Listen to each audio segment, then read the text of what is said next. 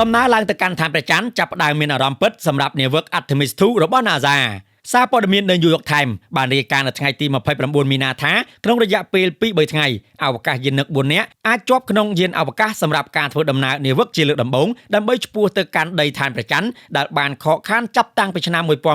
1972មកដល់នឹងពេលនេះ Christina Koch អវកាសយានិករបស់ NASA និងជាសមាជិកម្នាក់ក្នុងចំណោមសមាជិកទាំង4នៃនាវិក Artemis 2បាននិយាយក្នុងសន្និសីទសារព័ត៌មានកាលពីព្រឹកថ្ងៃអាទិត្យថាអ្វីៗពិតជាចាប់ផ្ដើមមានអារម្មណ៍ពិតនាងនិងនាវិករបស់នាង Ray Wiseman និង Victor Glover នៃ NASA និង Jeremy Hazen នៃទីភ្នាក់ងារអវកាសកាណាដាបាននិយាយពីក្រុមនាវិកនៅមជ្ឈមណ្ឌលអវកាស Kennedy ក្នុងរដ្ឋ Florida នៅថ្ងៃដែលឈានទៅដល់ការបាញ់បង្ហោះពួកគេកំពុងរស់នៅក្នុងការដាក់ឲ្យនៅដាច់ពីគេដោយប្រុងប្រយ័ត្នដើម្បីធានាថាពួកគេមិនធ្លាក់ខ្លួនឈឺមុនឬអំឡុងពេលបេសកកម្មរបស់ពួកគេ Snow Quinn អ្នកគ្រប់គ្រងកម្មវិធីដែលទទួលបន្ទុកប្រព័ន្ធដីដែលត្រូវការដើម្បីបើកដំណើរការ Artemis 2បាននិយាយថាយើងអាចនិយាយដោយសុវត្ថិភាពថានាវិកបានត្រៀមរួចរាល់រកកាត់រួចរាល់ហើយយានអវកាសរួចរាល់ប្រព័ន្ធដីរួចរាល់ហើយ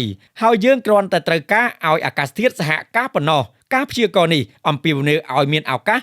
80% នៃអាកាសធាតុអំណោយផលក្នុងអំឡុងពេលបង្អួចចាប់ផ្ដើមពីម៉ោងនៅថ្ងៃពុធដែលចាប់ផ្ដើមនៅម៉ោង 6:24 នាទីល្ងាចម៉ោងនៅភាគខាងកើតការរាប់ថយក្រោយរយៈពេល2ថ្ងៃគ្រោងនឹងចាប់ផ្ដើមនៅថ្ងៃច័ន្ទបេសកកម្ម Artemis 2 គឺនាំអ្នកអវកាសយានិកទៅបំពេញបេសកកម្មរយៈពេល10ថ្ងៃទៅកាន់ឋានព្រះច័ន្ទដោយមិនចាំបាច់ចុះចតហើយបន្ទាប់មកត្រឡប់មកផែនដីវិញដោយទម្លាក់ចុះក្នុងមហាសមុទ្រ Pacific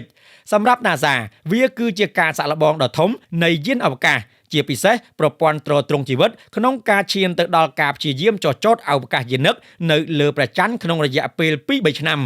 វាគឺជាបេសកកម្មនៃអវកាសជ្រៅដំបូងនៅទសវត្សរ៍ឆ្នាំ1960និងឆ្នាំ1970អវកាសយានិកនៅក្នុងកម្មវិធី Apollo គឺជាបរិសុទ្ធជនជាតិអាមេរិកកាំងស្បែកសអ្នកស្រីកុចនឹងក្លាយជាស្ត្រីដំបូងគេដែលឆ្លងកាត់ព្រះច័ន្ទលោក Glover នឹងក្លាយជាមនុស្សស្បែកខ្មៅដំបូងគេហើយលោក Hazen នឹងក្លាយជាជនជាតិកាណាដាដំបូងគេលោក Wiseman ដែលជាមេបញ្ជាការនៃបេសកកម្មបាននិយាយថាយើងតែងតែនិយាយថាយើងមិនធ្វើបែបនេះសម្រាប់មនុស្សពូកែទេ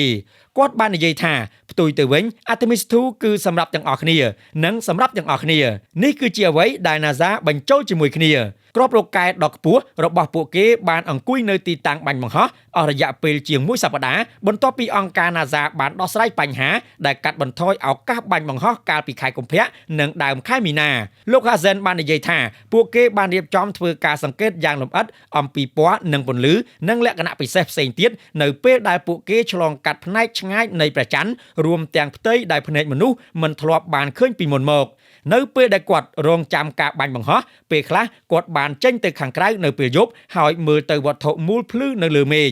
លោក Hazen បាននិយាយថាខ្ញុំពិតជាមានអារម្មណ៍ថាដូចជានៅឆ្ងាយណាស់ហើយវាគ្រាន់តែផ្ដល់ឲ្យខ្ញុំនៅការកោតសរសើរយ៉ាងខ្លាំងចំពោះវាអ្នកស្រីកុចបន្ថែមថាវាគឺជាក្តីសង្ឃឹមដ៏មុតមាំរបស់យើងដែលបេសកកម្មនេះវាគឺជាការចាប់ផ្ដើមនៃយុគសម័យមួយដែលមនុស្សគ្រប់គ្នាគ្រប់មនុស្សនៅលើផែនដីអាចមើលឃើញព្រះច័ន្ទហើយគេគិតថាវាគឺជាគោលដៅផងដែរ